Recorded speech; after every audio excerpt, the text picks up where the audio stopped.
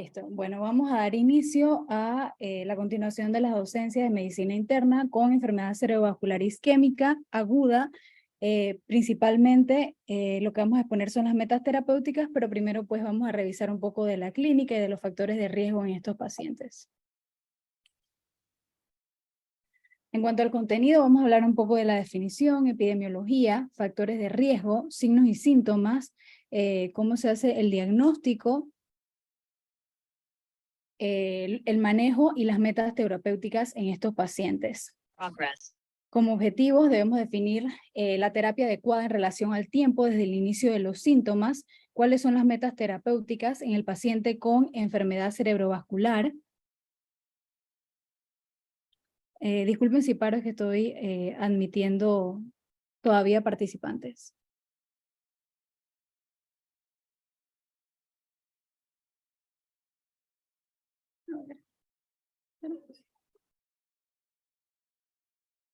Determinar el tiempo de evaluación y estudio de imagen indicado y el adecuado manejo de la presión arterial. En cuanto a la introducción, la enfermedad cerebrovascular es una de las principales causas de muerte y discapacidad a nivel mundial y la podemos dividir en isquémica o hemorrágica. En esta charla pues vamos a tratar el tipo isquémico, que se produce una región de penumbra, la cual va a hacer referencia a partes del cerebro que son hipoperfundidas y eléctricamente no funcionales. Y ellas son las que van a progresar a una lesión tisular irreversible. Debido a ello es importante pues la rápida reperfusión que puede conllevar a una recuperación de la función normal del paciente. Por eso es tan importante pues determinar en un tiempo que vamos a ver más adelante cuáles son los síntomas y cuáles son los pacientes que cumplen con ciertos criterios dependiendo del tipo de terapia que podemos ofrecerles a los mismos. La definición, pues, es una enfermedad que se define como un infarto del cerebro, médula espinal o la retina y representa hasta un 71% de todas las enfermedades cerebrovasculares a nivel mundial. Otro de las definiciones que tenemos que tener presente a la hora de abordar un paciente con enfermedad cerebrovascular isquémica es el TIA, el ataque isquémico transitorio, que va a ocurrir cuando el flujo de sanguíneo se interrumpe temporalmente y se resuelve antes de causar una lesión permanente evidenciada a nivel de imagen. Ellos hablan que generalmente el tiempo transcurrido entre los síntomas y la resolución son de 2 horas, pero puede durar hasta un periodo de 24 horas, y lo que nos ayuda a definir realmente ante qué estamos es pues el déficit a nivel funcional y el estudio de imagen. En cuanto a la epidemiología, la enfermedad cerebrovascular abarcando tanto isquémica como hemorrágica afecta hasta un 13.7 millones de personas en todo el mundo al año y es la segunda causa de muerte con 5.5 millones de muertes al año. 1 de cada 4 adultos experimentará a lo largo de su vida enfermedad cerebrovascular y hay más de 80 millones de sobrevivientes de la misma en todo el mundo. Por eso es que es tan importante en esta población que al final representa un alto riesgo las estrategias de prevención secundaria. Hay una representación pues conceptual de los subtipos de enfermedad cerebrovascular isquémica. Ellos se dividen en cuáles son los que representan pues la parte hemorrágica y cuáles representan la parte isquémica. Y como podemos ver en la primera gráfica, principalmente la parte isquémica en este artículo pues representa el 88% de la enfermedad cerebrovascular. Por eso pues es tan importante poder identificarla y ofrecerle el mejor manejo que se le pueda dar al paciente dentro del tiempo en el que haya llegado a nuestra institución. De allí pues el SB isquémico se divide en lacunar y no lacunar, siendo el no lacunar el de mayor porcentaje. Ese no lacunar se puede dividir dependiendo de las causas y de qué se vea afectado en causas cardioembólicas, criptogénicas, de la afectación de una arteria grande y otros. Y esas causas criptogénicas, donde no se conoce cuál es la causa, están aquellas que son las causas embólicas, que se define como el ESUS, causas embólicas no determinadas, y aquellas que no tienen que ver con causas embólicas, pero que al final, a pesar de un abordaje de lo más amplio, no hemos podido definir cuál es la causa del evento de la enfermedad cerebrovascular isquémica del paciente. En cuanto a los factores de riesgo, pues en este artículo ellos hacen una comparación en los pacientes con enfermedad cerebrovascular de los dos tipos, la isquémica y la intracerebral, donde podemos ver que si bien los factores de riesgo son bastante parecidos, en algunos pues representa un mayor o un menor porcentaje más importantemente. En el caso de LSB isquémico, importantemente la historia de hipertensión. También en este paciente pues otro de los factores importantes es una historia no modificada de diabetes, el consumo de alcohol, los factores psicosociales también hay que tenerlos en cuenta, las causas cardíacas y entre todo, pues al final todos estos factores, que es el último apartado que hay ahí compuesto, representan pues factores predisponentes de enfermedad cerebrovascular en el adulto. Un pequeño repaso pues de los signos y síntomas van a depender de dónde pues se encuentre principalmente localizado la lesión y cuál arteria pues se vea afectada. En el caso de la arteria cerebral media pues tenemos que hacer una división superior y una división inferior.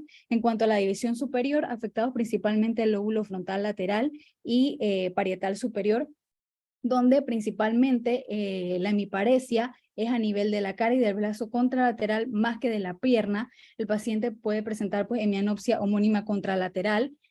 También se puede presentar como un síndrome de mano cortical, donde únicamente pues lo que se ve afectado es la región de la mano opuesta a donde está el daño, una preferencia de la mirada ipsilateral, es decir, hacia donde está la lesión. En este tipo de pacientes predomina la fascia expresiva y puede también presentarse negligencia hemifacial contralateral cuando el hemisferio no dominante es el que se ve principalmente afectado.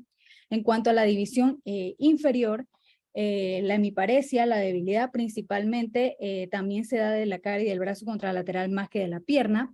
También puede presentar hemianopsia homónima contralateral. La diferencia en este es que por el tipo de área pues, que se ve afectada por su distribución, la fascia va a ser receptiva y el paciente también puede presentarse con apraxia construccional. En los signos de la arteria cerebral anterior, estos pacientes se presentan con entumecimiento y debilidad, principalmente pues de la pierna contralateral. Pueden presentarse con afasia transcortical motora, si es en el hemisferio izquierdo, y con negligencia motora si es en el hemisferio derecho.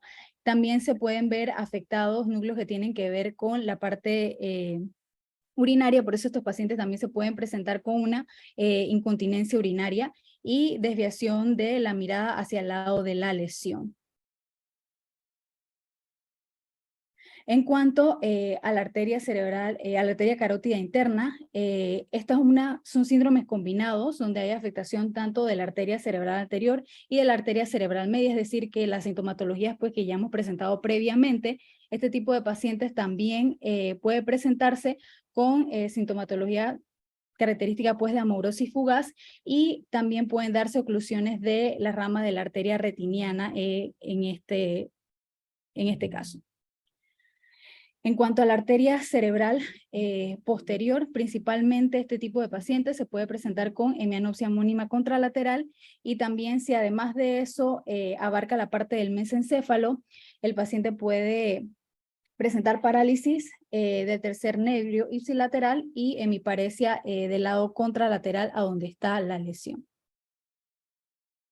Y pues otros de las afectaciones pues, que tenemos que tomar en cuenta, en el caso de la arteria cerebral, pues ella se divide en superior y la parte pues inferior se divide en anterior y posterior. La parte superior principalmente lo que va a afectar es la marcha y ataxia ipsilateral de las extremidades, es el síntoma principal que se encuentra en la afectación de esta. De la arteria cerebral anterior inferior, principalmente el paciente se presenta con vértigo y sordera del lado de la lesión y también puede presentarse con ataxia y debilidad facial ipsilateral. En la parte pues cerebral posterior inferior, además de la ataxia, si hay afectación pues del bulbo raquídeo, el paciente puede presentar afectación del quinto par craneal y del núcleo ambiguo, caracterizadas principalmente por ronquera y disfagia, o sea, afectación del el noveno y el décimo par, y también puede presentar pues desviación del núcleo vestibular. Ya cuando hay afectación de la arteria basilar, si hay afectación en la localización pontina, puede haber una alteración de la mirada lateral. Estos pacientes, a diferencia de otros, se presentan con diplopía horizontal, una memparesia realmente no muy localizada, que a diferencia de las otras afectaciones de las ramas, si hay una memparesia pues localizada de algún lado y disartria más que de afasia por la localización pues de la misma. En cuanto a los mecanismos, hay que definir pues entre causas arteriales versus causas cardíacas. Entre las arteriales, aterosclerosis, la enfermedad de pequeños vasos, disección arterial, vasculitis cerebral, síndrome de vasoconstricción cerebral reversible, y entre causas cardíacas como la fibrilación atrial, el foramen oval permeable y endocarditis infecciosa, que no voy a entrar en mucho detalle, pero son mecanismos pues, que tenemos que tener en cuenta que condicionan una enfermedad cerebrovascular. En cuanto a la evaluación y determinación del subtipo, pues muy importante tener en cuenta la historia clínica, el examen físico, pruebas de laboratorio de rutina, lo principal pues la parte de hacerle el abordaje de imagen al paciente con un CAT cerebral simple, que es lo primero pues que se solicita, y ahorita vamos a ver pues la parte de en qué tiempo debemos tener todas estas partes de la evaluación inicial que se hayan cumplido y completado.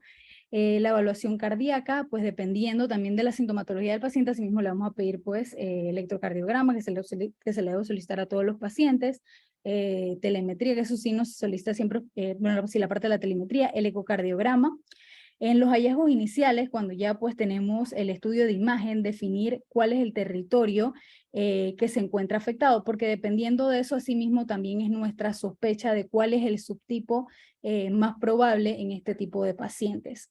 Si es un infarto multiterritorial, si es un infarto múltiple en un solo territorio, si con la sospecha de embolismo, pues también hay que ver de cuánto es la estenosis de la arteria y también si es un infarto cortical único. Si ya se habla pues de un infarto más profundo, que eso nos va más para oclusión de pequeños vasos. Y los anteriores, en el caso pues de aterosclerosis de un vaso pues más grande. Disculpen que voy a admitir aquí que está el doctor Sandoval también en la sala de espera. A ver. Disculpen. En cuanto a las pruebas adicionales, pues estas se van a solicitar dependiendo de lo que hayamos evaluado y también de nuestra sospecha diagnóstica. Se pueden pedir imágenes de los vasos intracraneales y extracraneales para confirmar placa aterosclerótica de alto riesgo, principalmente en aquellos con arteria cerebral media proximal afectada, donde donde el déficit a nivel neurológico pues es importante, una ecocardiografía, el ecocardiograma, y también en los pacientes donde pues se necesite confirmar con otro estudio de imagen más específico, que no solamente pues podamos quedarnos con el CAT cerebral simple. La parte pues del Holter, en los pacientes que se sospecha de cardioembólico, una FA paroxística versus un flotter, la imagen de la pared de los vasos intracraneales o extracraneales, donde haya sospecha de disección de la arteria cervical, ipsilateral, y aquellos otros donde ya pues se han sopesado pues todas las otras etiologías y aún así no encontramos la causa, pues entonces tiene que hacer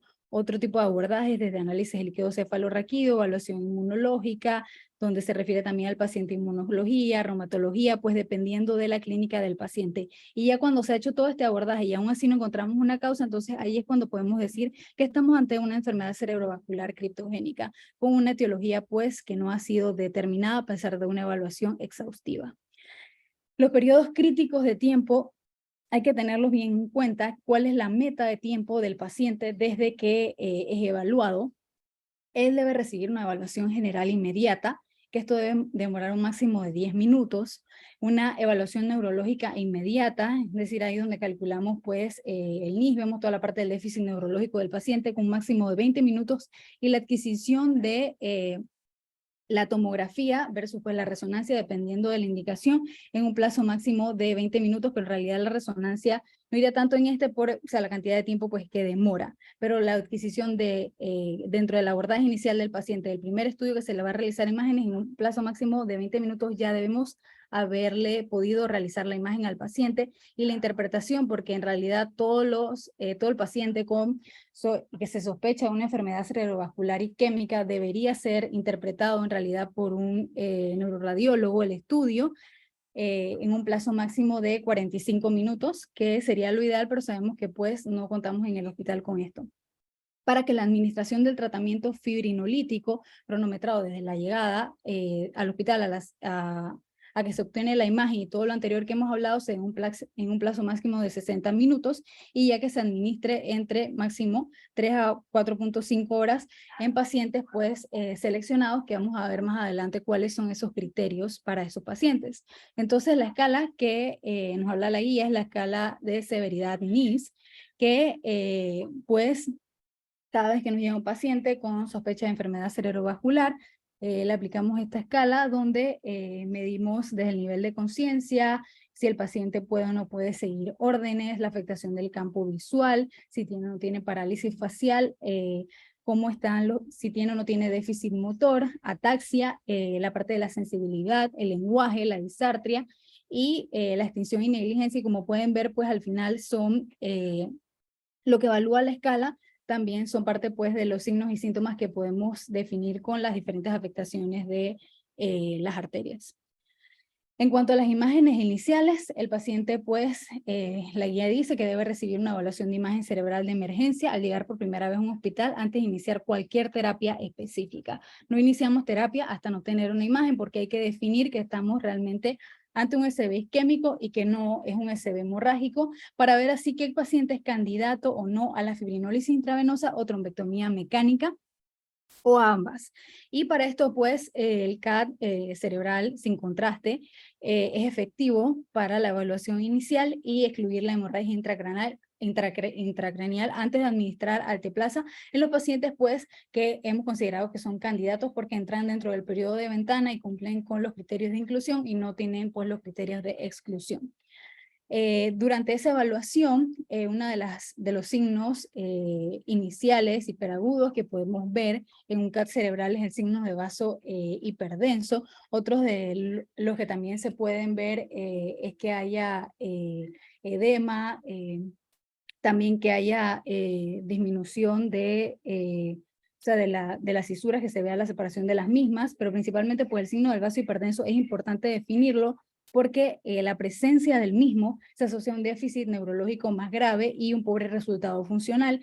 Y como pueden ver pues allí en la imagen, eso tiene al final una definición a nivel radiológico, donde en las unidades Hounsfield tiene mayor o igual a 43, y hay una relación de la arteria cerebral media contra la lateral del lado donde se ve de más de 1.2 o más de 1.4 si la comparamos con la arteria cerebral.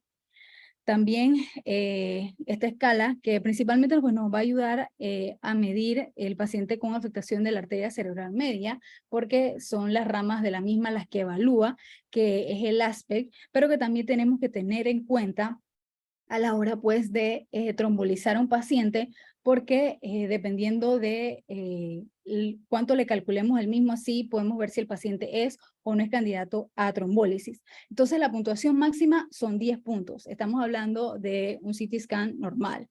Él evalúa las 6 ramas de la arteria cerebral media, también evalúa el caudado, el putamen, la corteza insular. Entonces, ya un aspect menor o igual a 7 puntos va a ser altamente correlacionado con un resultado funcional negativo, a pesar de que ese paciente pueda ser llevado a trombolisis. Y pues en este artículo te hablaban pues de que para poder llevar a un paciente a trombolisis, un aspect mayor de 5 puntos para que pueda ser candidato para la misma. Ya menor pues ese paciente no puede ser llevado a trombolisis. En cuanto a la atención general del apoyo y tratamiento de emergencia, estas son cosas que se hacen simultáneamente y que se tienen que ir evaluando con el paciente. es el soporte de las vías respiratorias y la asistencia ventilatoria en el tratamiento del paciente con enfermedad cerebrovascular aguda, porque ellos pueden tener una disminución del lago, una disfunción vulvar que vaya a comprometer la vía aérea. Se le proporciona solamente oxigenoterapia al paciente con una saturación menor de 94%, porque la meta es más de 94%, y no se recomienda realmente el uso de oxígeno suplementario en pacientes que no estén hipoxémicos. Se debe evitar la hipotensión y la hipovolemia, ellas deben corregirse para mantener niveles de perfusión sistémica necesarios. También es importante tener en cuenta todo paciente que ya haya sido determinado elegible para una terapia con alteplasa intravenosa, debemos bajar la presión arterial cuidadosamente, que tener una presión arterial sistólica menos de 185 y una diastólica menor de 110 antes de poder iniciar la terapia fibrinolítica. Y también, asimismo, si el paciente consideramos que es candidato para la trombectomía mecánica por la extensión, pues, de la lesión, de la isquemia. En cuanto a la temperatura, se debe identificar y tratar las fuentes de hipertermia. No es normal que el paciente pues esté hipertérmico, y debemos administrar los medicamentos antipiréticos para bajar la misma y mantener al paciente normotérmico. También ahí en la guía hablan que el beneficio del tratamiento de hipotermia inducida realmente es incierto. En cuanto a la glucosa en sangre, la única, además pues la parte de la presión arterial, pero laboratorio, o sea, no, realmente no laboratorio, sino medición que debemos hacer, además de la parte pues de la presión, antes de indicarlo, o sea, de hacerle al paciente la terapia fibrinolítica, es la glicemia. O sea, los demás laboratorios, al menos que se tenga alguna sospecha o algún antecedente, no tienen por qué limitar el inicio de la terapia si el paciente pues cumple con las indicaciones de la misma. Entonces, la hipoglicemia debe tratarse en los pacientes. Y la meta, el rango que debemos llevar, intentar tener a estos pacientes es de 140 a 180, porque lo que intentamos hacer con todas estas medidas generales y de apoyo es lograr la hemostasia pues, de ese organismo. Entonces, por eso pues, es importante tener en cuenta que todas estas metas deben cumplirse. En cuanto a esto, pues, los pacientes deben ingresar en una unidad especializada disculpen ahí, de enfermedad cerebrovascular. Deberían tener, todo paciente durante las primeras 24 horas, en realidad debería tener un monitoreo cardíaco, independientemente de se vaya o no se vaya a llevar a trombolisis o a trombectomía. Ese paciente debería estar monitorizado, porque hay otras cosas pues, que también aumentan la mortalidad, entre estas la presión arterial. Entonces, ahorita les voy a presentar unos estudios que la guía habla de que la presión arterial inferior a 220 sistólica o 120 diastólica, donde un paciente que no vaya a ser llevado a trombólisis, no vaya a ser llevado a trombectomía, que no tenga una complicación otra complicación, pues, además de la enfermedad cerebrovascular, algo más que requiera un tratamiento antihipertensivo urgente, no deberíamos iniciarle y correr a disminuirle la presión arterial, al menos dentro de las primeras 48 a 72 horas, ya que eso no va a reducir el riesgo de muerte o discapacidad, y disminuimos pues la parte de el área de penumbra. Por eso ellos hablan de que es importante el monitoreo cardíaco durante las primeras 24 horas, porque así estamos vigilando a ese paciente para ver cuándo realmente requiere que la presión arterial sea disminuida. Entonces, aquí les traigo unos estudios que ellos fueron llevados a cabo. Las intervenciones fueron con diferentes pues, fármacos. Nosotros tenemos el Access, el Profes, el Catix, entre otros que pueden observar aquí. No ha sido, o sea, estos estudios no han sido llevados con todos los fármacos, pero las conclusiones, que el único realmente que presentó efecto en reducir la parte de la mortalidad y los eventos cardiovasculares a los 12 meses en la parte de la intervención fue el Access con cardesartán, pero que no disminuía al final, no disminuía al final pues la mejoría de la parte funcional del paciente.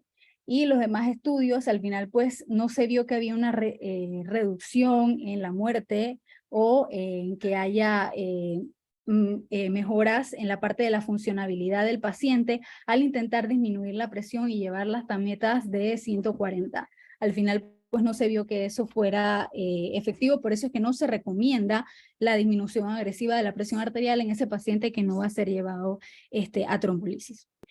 En cuanto a la atención médica general, también los pacientes inmóviles que no tengan contraindicaciones, se recomienda medios de compresión neumática intermitente para reducir el riesgo de trombosis venosa profunda, y es importante pues la detección de la disfagia, que puede identificarse en los pacientes con mayor riesgo de aspiración, y en realidad todo paciente que se le vaya pues a iniciar dieta deberíamos realizarle al menos la prueba de, pues ya hay escalas como el GUS, que miden si el paciente pues puede toser, el estado de alerta del paciente, también si el paciente pues se le da una pequeña cantidad de agua y si la puede diluir. Todas esas cosas es importante evaluarlas antes de decidir iniciarle dieta al paciente para al final pues disminuir el riesgo de broncoaspiración.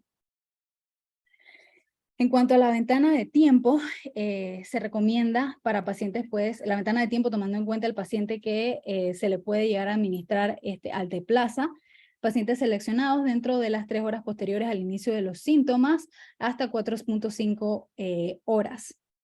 Y la dosis es de 0.9 miligramos por kilo, una dosis máxima de 90 miligramos.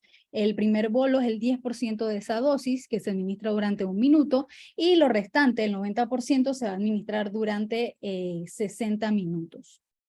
En cuanto a los criterios pues, que tenemos que tener en cuenta, el tiempo de 3 a 4.5 horas, el déficit neurológico que debe ser objetivo, ellos te hablan de pacientes con NIS más de 5 o 6, que haya persistido pues en este tiempo, que no haya mejorado y que ya le hayamos realizado el CT cerebral simple donde se haya excluido hemorragia cerebral ya por la parte pues de la neuroimagen. Y en cuanto a los criterios de exclusión, un trauma grave en los 3 meses previos, antecedentes de hemorragia cerebral, convulsiones al inicio del mismo, el paciente pues que no cumple con las metas de presión arterial de las que ya hemos hablado, una cirugía mayor en los 14 días previos, el antecedente de sangrado gastrointestinal o hematuria en los 21 días previos, una punción arterial en un lugar pues no compresible, las plaquetas, el INR y el TPT en más 2 veces el nivel del control. En cuanto a esto, pues hay que tener en cuenta que eso no se le va a solicitar a todos los pacientes,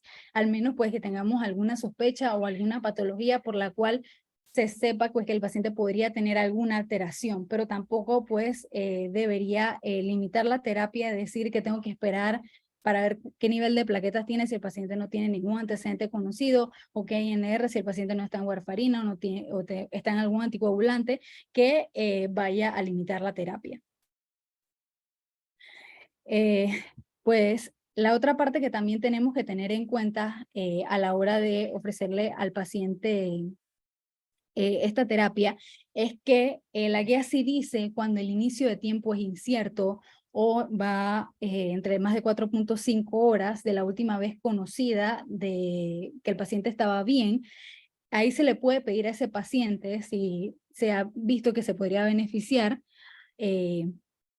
de trombolisis, porque no aumenta pues la mortalidad, realizarle una resonancia magnética para identificar lesiones de difusión positiva, FLAIR negativas, que pueden ser útiles para seleccionar aquellos pacientes que puedan beneficiarse de la administración de trombolisis dentro de 4.5 horas posteriores a la última vez pues, que el paciente estaba asintomático. Y eso es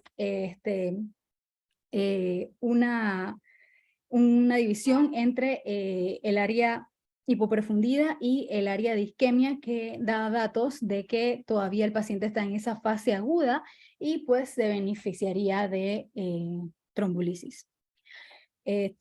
Pues otras de las pruebas es hacerle la evaluación de electrocardiográfica inicial, solo la evaluación de la glucosa en sangre debe preceder de lo que les mencioné al inicio de la alteplasa en todos los pacientes, y realmente pedirle una placa de tórax en el contexto de una enfermedad cerebrovascular hiperaguda, en ausencia de evidencia de alguna otra patología, no está realmente indicada y no debe retrasar la administración de la misma. En cuanto a cuáles son las opciones que nos ofrece la guía para disminuir la presión y lograr una meta de menos de 185-110, es la de betalol, nicardipino, clevedipino, y también si no contamos con estos agentes, también ellos mencionan ahí que se puede utilizar hidralacina y enalaprilato.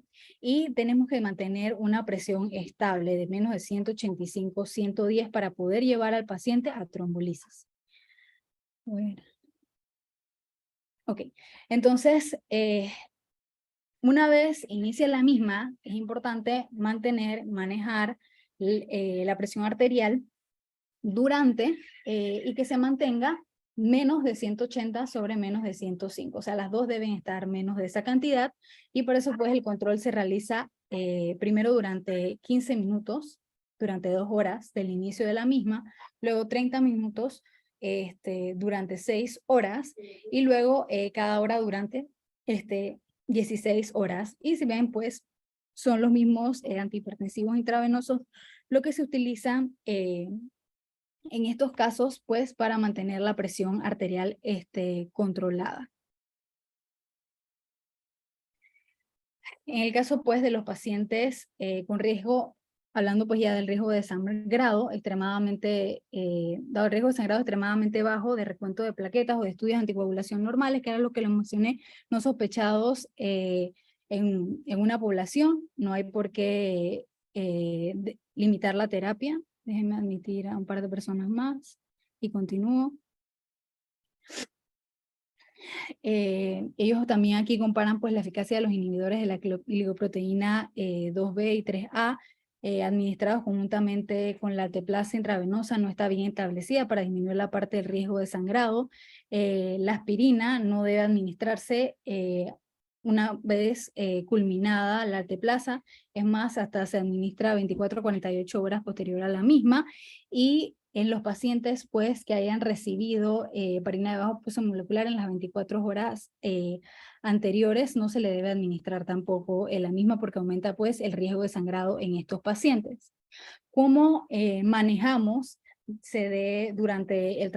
durante las 24 horas posteriores a la administración de la alteplasa o durante la administración de la misma, el manejo del sangrado intracraneal? Lo primero es que hay que suspender la infusión.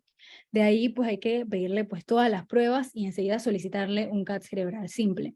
Entonces, el manejo que se le va a dar es con crioprecipitado, donde hay 10 unidades infundidas, es lo que se le da inicialmente, y ya cuando obtenemos los valores de fibrinógeno se le debe dar una dosis adicional si un paciente tiene menos de 150 de fibrinógeno. Otra de las opciones que se tiene es el ácido tranexámico, si el paciente pues no está dispuesto a recibir crioprecipitado o no contamos con crioprecipitado, entonces también se le puede ofrecer el mismo y hay que también pues consultar hematología y neurocirugía, la guía lo recomienda, y también pues darle terapia de apoyo controlando pues todas las diferentes variables para ver pues que el paciente no se inestabilice o requiera manejo avanzado de la vía aérea. Otra de las complicaciones también que pueden presentar estos pacientes es el manejo del angioedema orolingual, que también va asociado a la administración de alteplasa intravenosa. Primero, pues aquí definir qué paciente requiere un manejo avanzado de la vía aérea. Si el edema ha avanzado tanto, pues que ya compromete y progresa a que requiera intubación, o si el paciente pues responde o no responde pues con la terapia médica porque el edema no ha avanzado tanto.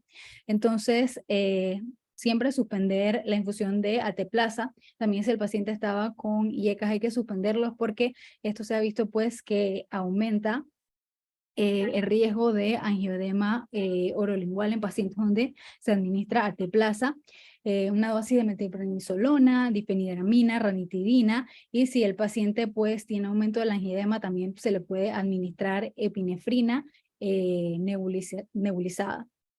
Así como hay el acatibant, que es un antagonista selectivo del receptor de bradicimina, también pues se le puede ayudar al paciente, y a aquellos pacientes con angioedema hereditario, inhibidor de la esterasa C1 derivada del plasma, y también ayuda a los pacientes con angioedema relacionado con los IECA. Y lo mismo, igual, cuidados de apoyo, o sea, mantener todas las vitales monitorizadas de estos pacientes. En cuanto al tratamiento antiplaquetario, lo que hablamos pues de que no administramos la aspirina en ese momento, sino que se administra dentro de las 24 a 48 horas posteriores para aquellos pacientes a los que se le llevó a tratamiento con alteplasa intravenosa, y también pues hay que ver otras, cuánto es el riesgo pues de ese paciente versus el beneficio pues del inicio de la misma, pero ellos te hablan pues de que entre 24 a 48 horas el paciente que no tenga riesgo, que no haya presentado sangrado o alguna complicación, pues se le puede iniciar su aspirina. En los demás pacientes que no recibieron tratamiento con alteplasa, que tienen una puntuación de NIS menor o igual a 3 puntos, a estos pacientes pues se le ofrece tratamiento con terapia antiplaquetaria dual, aspirina y clopidogrel, iniciado entre las primeras 24 horas posteriores al inicio de los síntomas, y la terapia dual continúa durante 21 días para reducir la recurrencia, y posteriormente a esto el paciente pues continúa con aspirina. Y este pues es un algoritmo que resume el manejo, y además de eso incluye aquellos pacientes que se benefician pues de terapia endovascular, teniendo en cuenta de que hacemos la separación del paciente con un déficit discapacitante presente, y si ven desde el inicio definido en una presentación dentro de las 24 horas del inicio de los síntomas, y aquel paciente sin déficit discapacitante presente que no tiene pues alguna lesión que se ha visto en el estudio de imagen. En estos pacientes que ya son, o sea, ya se definen como TIA, hay que hacerles el cálculo del ABCD2 score, que si es de más de 4 puntos, este paciente se beneficia de terapia antiplaquetaria dual, igual por 21 días, y si es menor, solo terapia antiplaquetaria. Ya en el paciente, pues, que si es la definición de enfermedad cerebrovascular isquémica, entonces ahí tenemos que ir a definir el tiempo desde el inicio de los síntomas, si está entre de las 0 a las 4.5 horas, si es elegible o no para alteplasa. Y otra de las cosas también que hay que tener en cuenta es si el paciente tiene oclusión o no tiene oclusión de un vaso grande, principalmente de afectación de la carótida interna o afectación de la cerebral media en su porción proximal. Eso también puede tenernos en cuenta, porque estos pacientes se van a beneficiar más de ser llevados pues a terapia endovascular en este caso. Y de allí pues definir si el paciente tiene más de ese tiempo y la oclusión de un vaso grande está presente, llevarlo también, si se puede, a hacerle resonancia resonancia cerebral, porque así podemos definir la relación del volumen del tejido isquémico versus el tejido hipoperfundido, y asimismo poder definir la terapia de la que se beneficiaría estos pacientes. También, pues, ya teniendo pues en cuenta todo esto, voy a hablarles pues de escalas que debemos ver. En caso de la escala de ranking modificada, pues que nos habla de la parte funcional del paciente, y la definición pues desde que llega al paciente y desde, o sea, cuando el paciente pues ya le damos ingreso, con qué escala de ranking, grado de discapacidad motor ese paciente pues se va.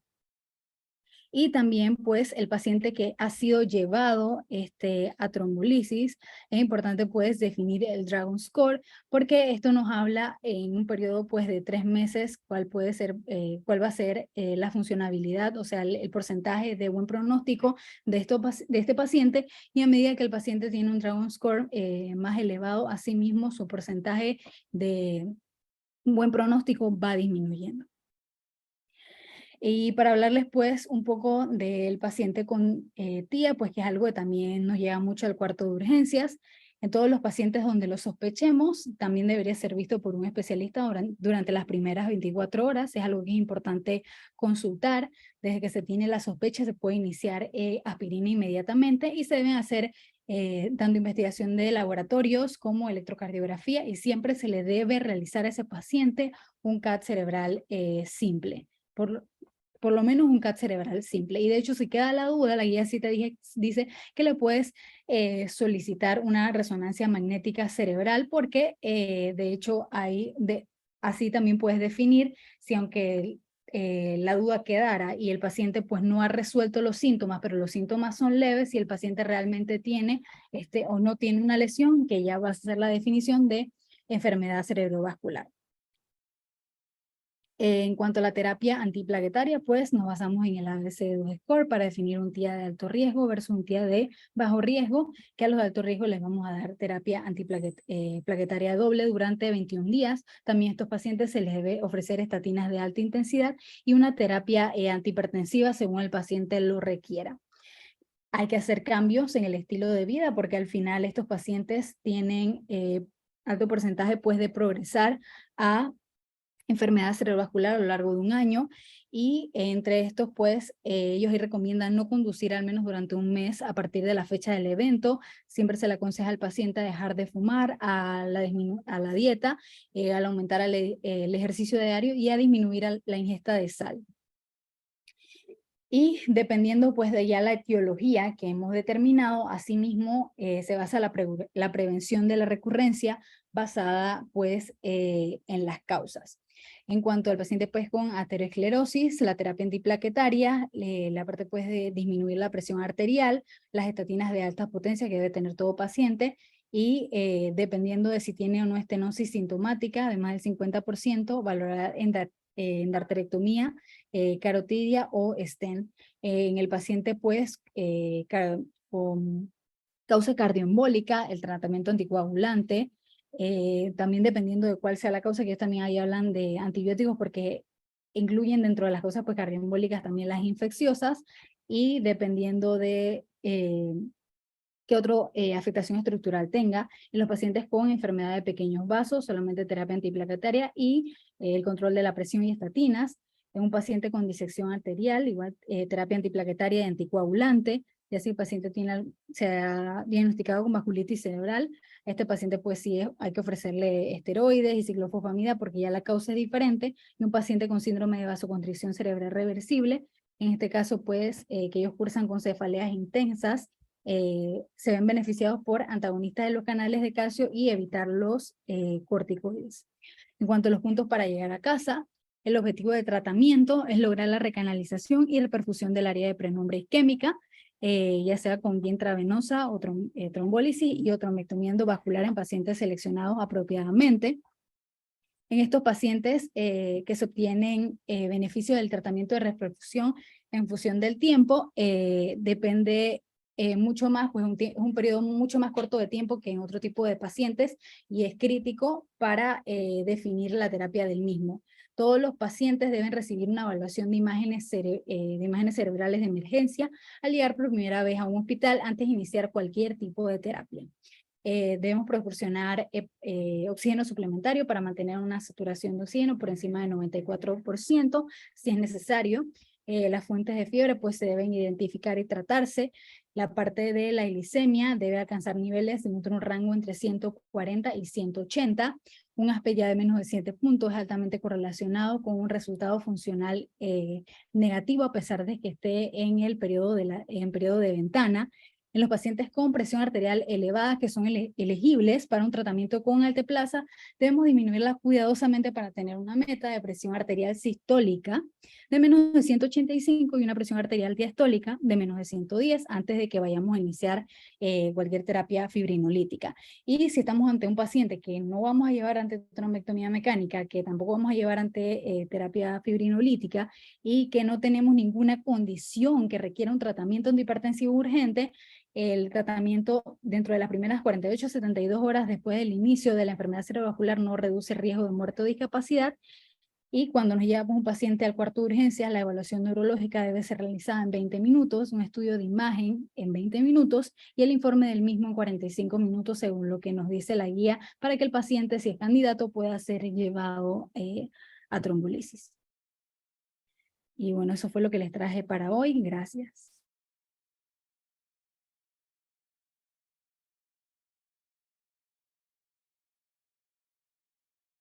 Hola. Lo único que sí que paré la grabación ya fue. Ah, Voy a ok, poner voy a unos parar. comentarios. Ok. Ok, listo. Ya. No, pero se Oye, puse a espera un dejar de momento. compartir, déjeme ver. No, no tengo dejar de grabar. Bueno, después lo quitamos, no hay problema. Eso después se puede cortar. Bueno, nada más Ok. dos cositas. Sí. Muy bien, doctora. Lo felicito por su conferencia. Me parece bastante